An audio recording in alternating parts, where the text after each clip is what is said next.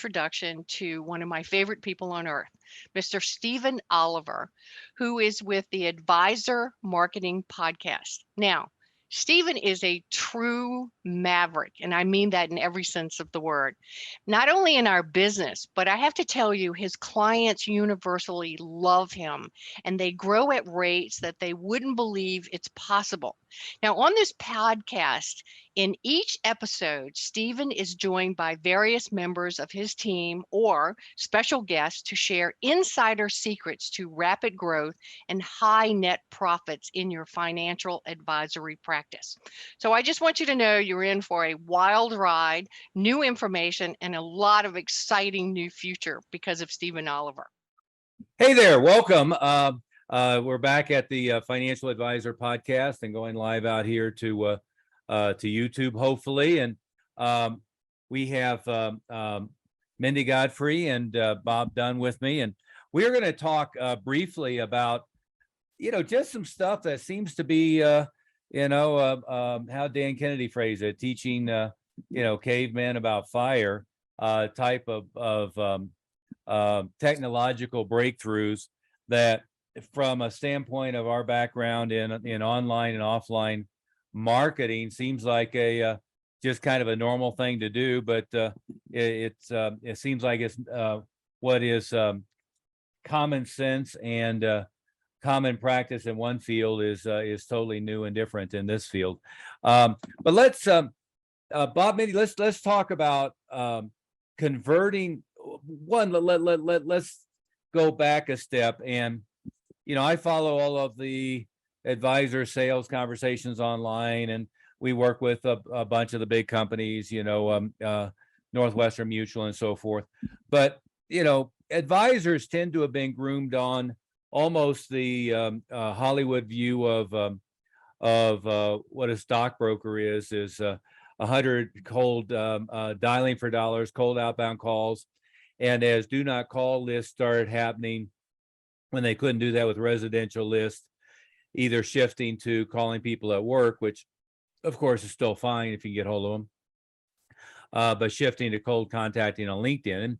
And there is some, the reality is that works. I mean, my standard joke is, why not just go to the gated community with the homes, with 3-4 car garages on the golf course and knock on doors, because of course you'd be more effective face to face. But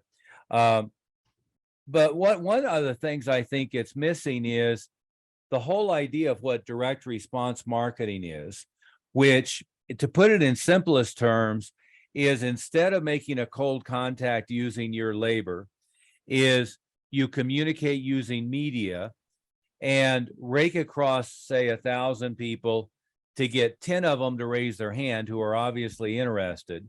And then once you get them to raise your hand, you connect with those people directly.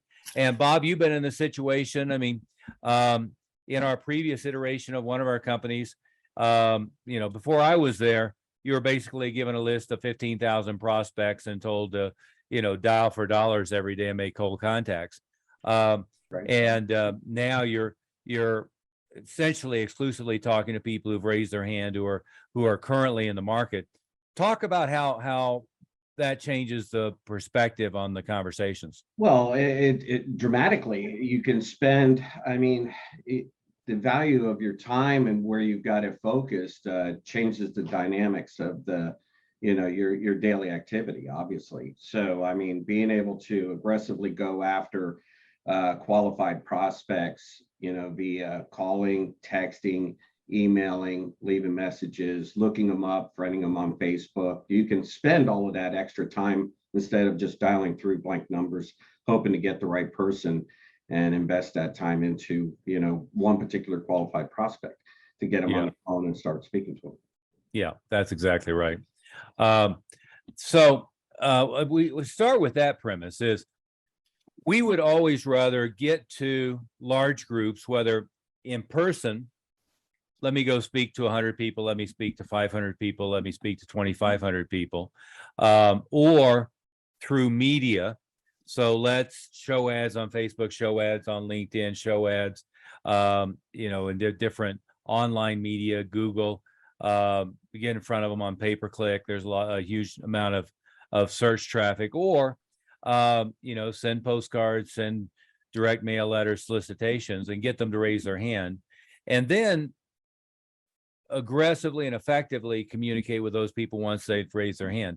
And that really is the subject that we wanted to talk about, is once you get them to raise their hand, what do you do with them, and how do you follow up from there?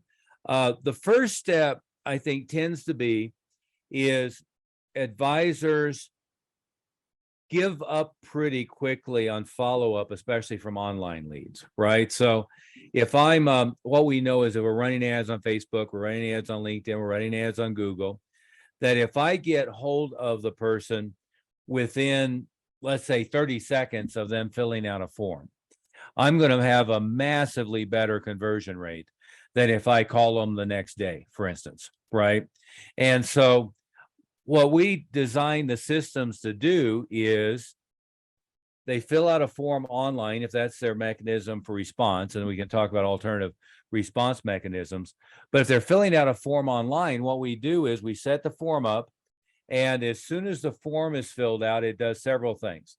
It sends whoever's going to initiate an outbound call an immediate text, not email, although it does that as a backup, but it sends them immediate text with the name, the information that they gave, and an active phone number, so that they can just hit the active phone number in the text and do an outbound dial, right?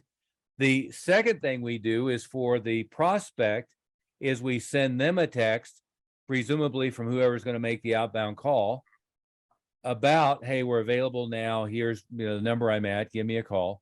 But we also send them a contact record, meaning literally, hit the contact record, add to your database. And now when an incoming call comes, it's not going to be from an unknown number. And there are some ways around the unknown number thing now. The cell phone companies are starting to get a little bit of a directory. So, I noticed that Fisher, when I play prospect with them, that it comes through as Fisher, even if that particular number isn't in my database. But mostly, if an advisor is doing it from their internal Northwestern Mutual number, or from a cell phone number, or their RIA number, mostly it's going to show up as unknown. And we know that people on cell phones don't answer unknown numbers with great regularity. It's probably 8 or 9 out of 10 won't answer that.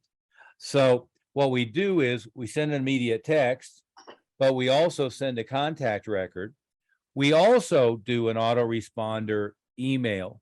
And then let's get into some terminology. So the follow-up mechanisms that we use are text message, email, voicemail, direct mail, as well as retargeting. What I mean by retargeting is you can show ads specifically on Facebook and Instagram, on Google and all of their related properties, and on LinkedIn, that specifically is they just filled out this form, or they landed on my website. Doesn't have to be they filled out anything, and now I can automatically show ads. We can also retarget by direct mail, and if you didn't know it, there are also companies now that can pull name, phone number, mailing address based on IP address. So what happens is you put the code on your website, they land on the website, and now you can get a readout of everybody who showed up at your well, not everybody, they're not going to get 100% match, but you can get a read of people who showed up at your website who didn't fill out the form, and in many cases have their name, mailing address, and so forth. And in fact, we target immediately by direct mail. We had, Mindy, Bob, 500 postcards that went out last month for people who showed up at one of our websites who didn't fill out the form, that immediately got a retargeting postcard, as well as Facebook ads, LinkedIn ads, and Google ads. And that was a mouthful, but let's kind of go back to the sales process. So Mindy, you're in the middle of the sales follow-up as well. Describe how that works a little bit differently than what these typical advisors think. And of course, you've now worked with hundreds of financial advisors. How is it different, and how is it much more efficient? Well, I think, for starters, you've got people who are interested in you. they're looking for something that you're offering because they've made that connection. And so that's that first key. You've got that connection, you've got that rapport. So you have a starting place. Mhm. And in our case, we're offering articles and different books and downloads and things. And so I can see what they've opted in to get and ask them a question about that. Hey, I noticed that you ordered our 10 things that helps advisors succeed. How's that working for you? Have you had a chance to try any of those out? Yeah. And it really helps open up that conversation a lot more naturally, and really helps you start to get to the heart of what they need more quickly. Yeah, yeah. That's right. But the second element of this, and this is now speaking out of both sides of my mouth, but it's both of them are valid, is the minute somebody raises their hand, they're, if you will, in heat for the information that you're providing. So you want to get to them right away. And nowadays, we used to say when you're doing, say, television advertising, you had to get 7 exposures before they notice that you exist. I think that number is probably triple or quadruple now. But also what's happened is people's attention span has truncated dramatically. So if I could be thumping around online and have an idea and I go search for it, usually I'm searching for it on my iPhone or maybe Android phone. But then 10 other things come up and you're out of sight, out of mind, and I've forgotten about you, right? Now, what the other side of it is, and this is the other, talking out both sides of my mouth, is we almost always give up on leads way too early. So even the most industrious advisors that I've seen, what they'll do is, maybe have a 29-day drip sequence exclusively by email where they follow up, and then they'll ask can, I'm assuming they're not interested. And Bob, what's our philosophy about following up on leads? I mean, never give up until they tell you to leave them alone. I mean, Yeah. we just completely stay on them. And I mean, to be frankly honest, I mean, life gets in the way. Yeah. And I can't tell you how many times I've talked to people and they've meant to I've continued to follow up with them and finally get in contact with them. Could be a month later. And they've, literally said, hey, I apologize. Yeah, I've been following you guys, checking you out, but I had blah, blah, blah happen. And, but things have kind of calmed down now. Yeah, let's have a discussion. So, Well, for our coaching and yeah, consulting business, our internal, it's both a testament to longevity, but it's also a frustration. Is I think the last 6 clients that we brought in all said some version of, I've been following you for 20 years. I've been following you for 7 years. I've been following you for 3 years. I've known about you for 5 years. One of them said, this was, pre-COVID. I pulled the dusty book off my bookshelf that I remembered that I read and decided that maybe you could help me. We had another one that had been, a client 15 years ago or 10 years ago from Christina from Seattle, if I remember correctly. Yeah, I mean, and so what happens is, and it's also the advantage and the frustration of content marketing is, in our case, we have, massive blogs on our site, meaning lots of articles and content. We have a variety of books that are out in the market. We have training programs that are out on the market. We have the podcast that's on, what is it, Mindy? 23 different directories or something like that, but it's certainly on Apple, Google, Stitcher, Spotify, Audible. Yeah, all of those. And then we have the YouTube channel, and we have the email list, and we have, every other damn thing. So, and that's the other thing you don't get is that, you may have a client who is kind of looking into advisors. Maybe they have somebody that they're unhappy with, or they think that they're a guru during a bull market. and they're doing their own stuff, and then all of a sudden they get punched in the nose. Like right now would be a, for instance, in our stagflation, Jimmy Carter Redux administration. But all of a sudden, when crisis hits, and most advisors think it's the opposite, is everybody's eager for them in a bull market and pulling back in a bear market. But the reality is both is true. Each has their own opportunities, and I would argue the more uncertainty there is in the market, the more they can be convinced that they need your expertise.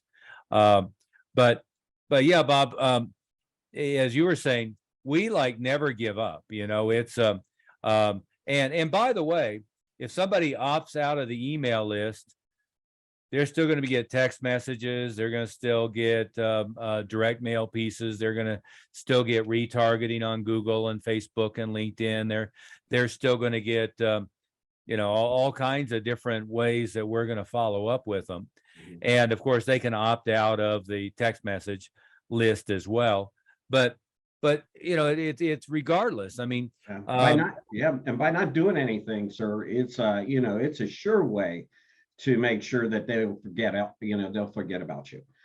So I mean, it's imperative that you stay, you constantly try to stay in front of them. Again, like I said, life gets in the way, and it doesn't mean that they're not interested in you because they didn't respond right away. So continue down that path until you make contact, or they tell you that they don't want you to bother them anymore. Yeah. They're gonna track you down and murder your firstborn if you ever talk to them again. But which I don't think we've ever literally had that, but no. I just use that as an example of it's mostly the opposite though. I mean, from what I find, it's that I've definitely been interested. I appreciate you pinging me, tapping me on my shoulder, and given the stuff that we hand out a ton of stuff, to really stay in front of our prospective clients.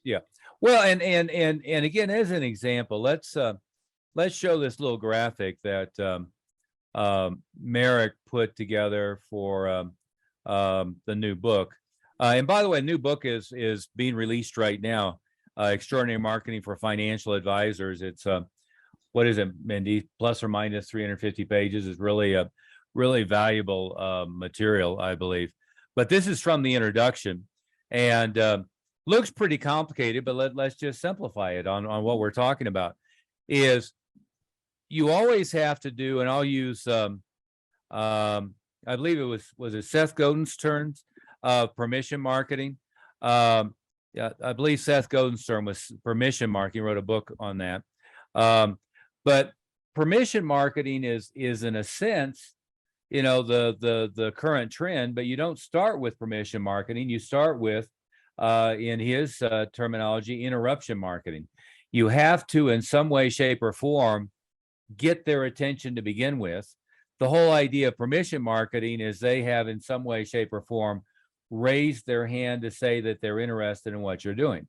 And the advantage nowadays on online marketing is that, and by the way, this is why not only should privacy, it's good that privacy is dead, is the genius of Google and the genius of Facebook and the genius of the other online sites that are thriving is they show you things that you're interested in and hide stuff that you're not interested in.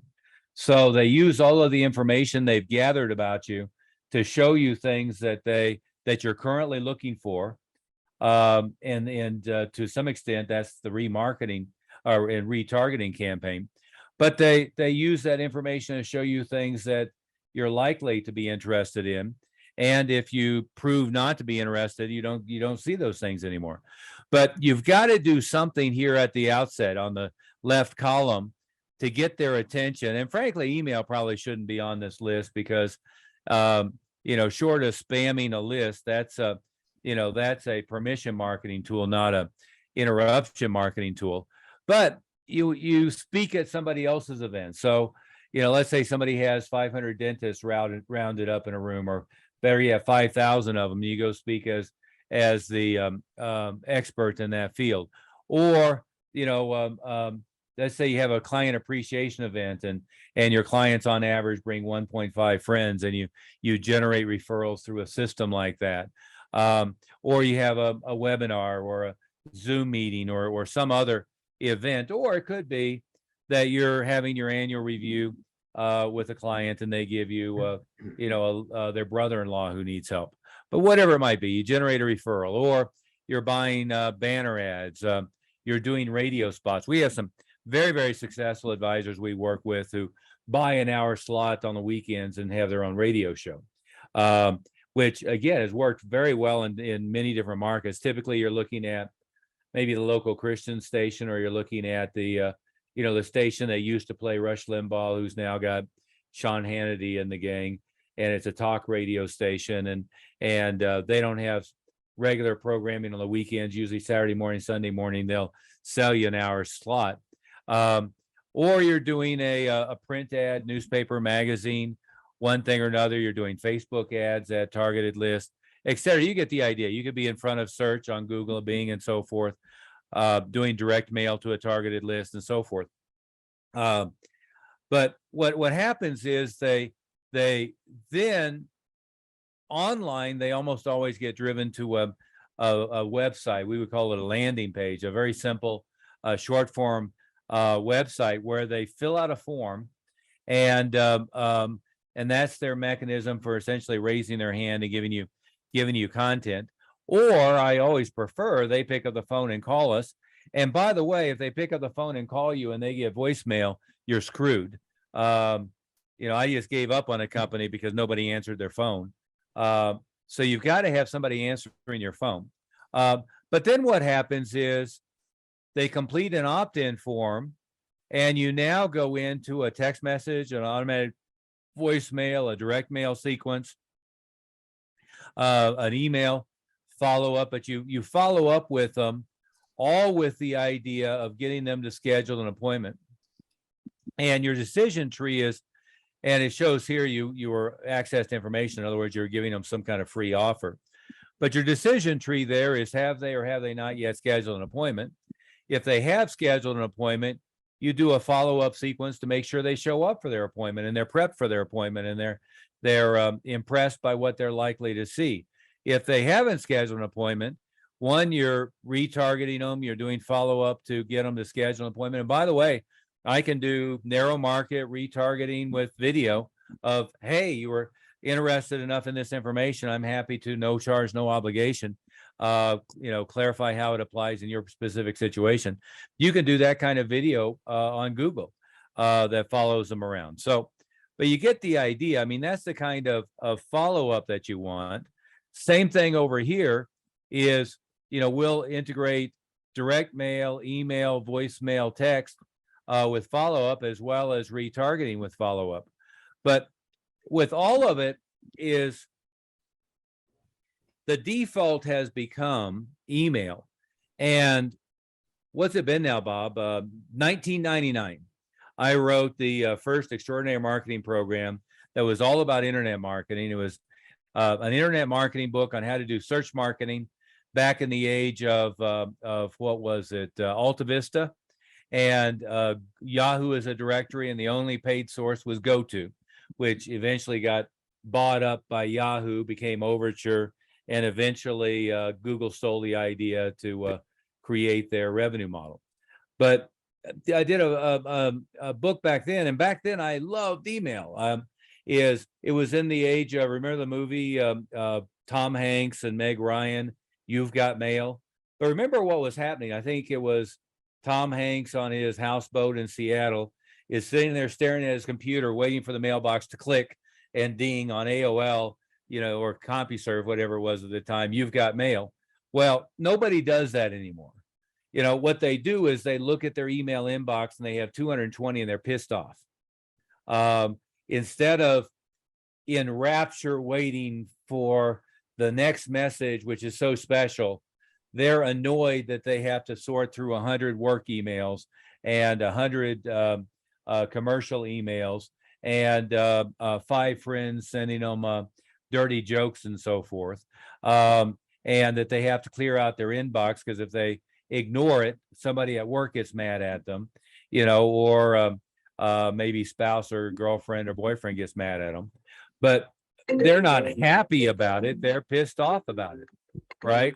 So the world has changed dramatically in that way. So what we know is email is dying a slow and painful death. It's not dead.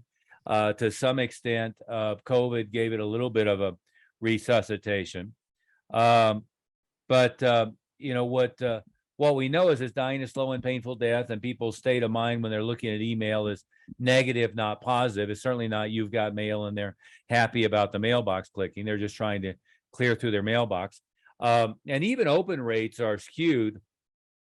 As I understand it, like if you scroll through your mail on your phone, is most of the tracking systems show that as an open, even though they're seeing the subject line and maybe the first couple preview lines. They haven't actually clicked on the email and tried to look at it. So open deliverability rates are way down.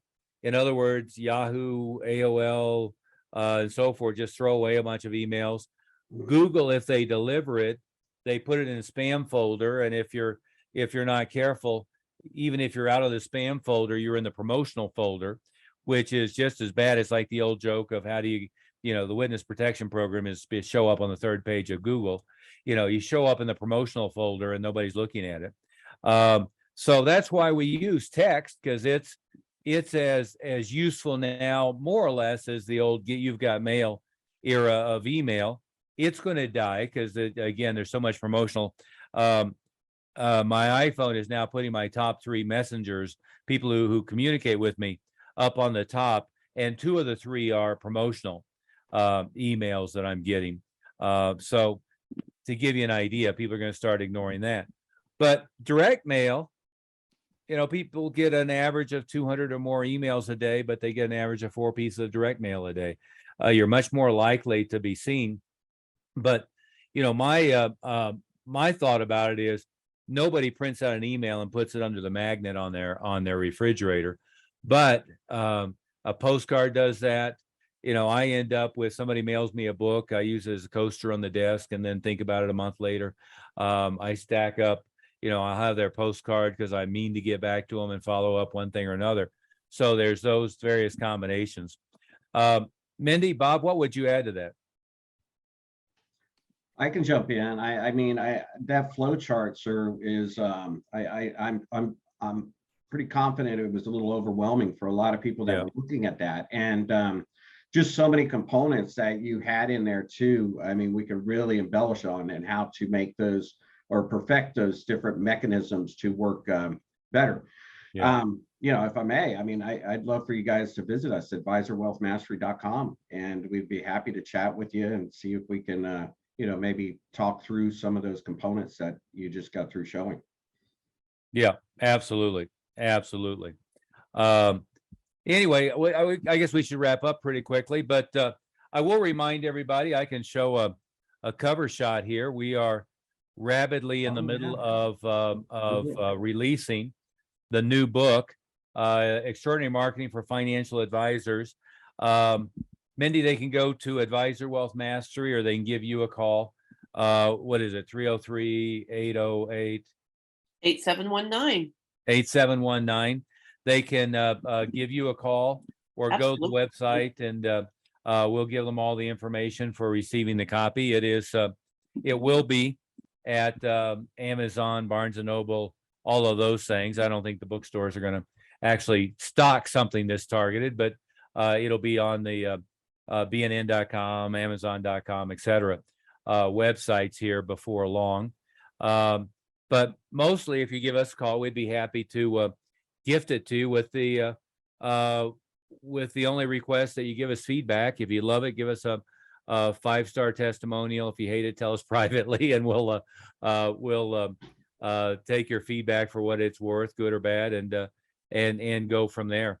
But anyway, Mindy, anything to add to this subject? I mean, we only skimmed the surface, but we were talking to an advisor yesterday who only read the introduction to the book, overlaid a couple of the steps that he wasn't doing before. He was only using LinkedIn, and he created 18 appointments, and that was before like noon Yeah. on Monday morning for his practice, right? Is again, he did the follow-ups. Again, he didn't get past the introduction of the book and used the ideas that he came across, driving them directly to a scheduling link, and made 18 appointments. I mean, that's a pretty good way to start the week in anybody's estimation. Absolutely. That's a great way to start your week. Yeah. Yeah. Okay. Well, on that note, we'll call it a day. Hopefully this has been helpful for everybody. And I remind you of the new book coming out, and we've got the marketing package and one thing or another available for everybody as well. Thank you, guys.